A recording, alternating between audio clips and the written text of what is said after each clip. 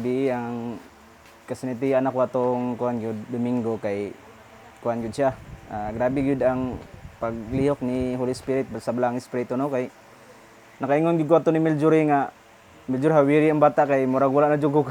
lami na gyud kayo di na ko kakuan ba murag galipas sa bitaw ko sa akong kuan bitaw galipas ako sa akong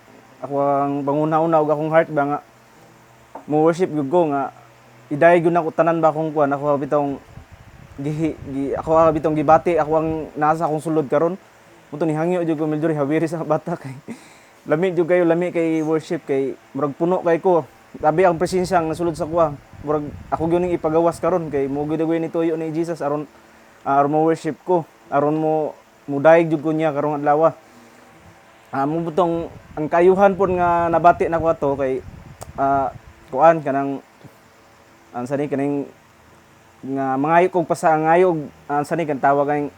magpasaylo sa isig ka tawo kanang kaaway nimo ba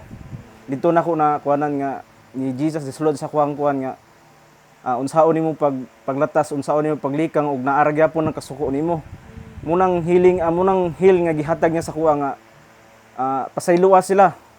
sani kanang ayaw pag kuan og kadumot sa ilaa muro tong kuan sakto pud sa pagwali ni Pastor Gilbert timing gyud sakto gyud bitaw haom bitaw kayo ang akuang unsay gihatag ni Jesus sa kuha unsay gihil niya sa kuha unsay iyang gi kuan sa kuha gipasabot sa kuha sakto kayo ang giwali ni Pastor Gilbert kay kuan pud siya iya ang nasa giwali nga kaning gugma ang imong kaaway grabe nun grabe tindigo ko kakuan ba nga gisumpay-sumpay ni Jesus ang akuang kuan ba yara bitong gisumpay-sumpay ang iyang mga gipangkuan niya sa kunahuna bitaw dili ko katuo nga nahimo ko ato napasaylo ko niya gitagaan ko niya chance nga mobalik niya mo sa mudaig mo tong istorya niya nga pasayloon ang ato ang kontra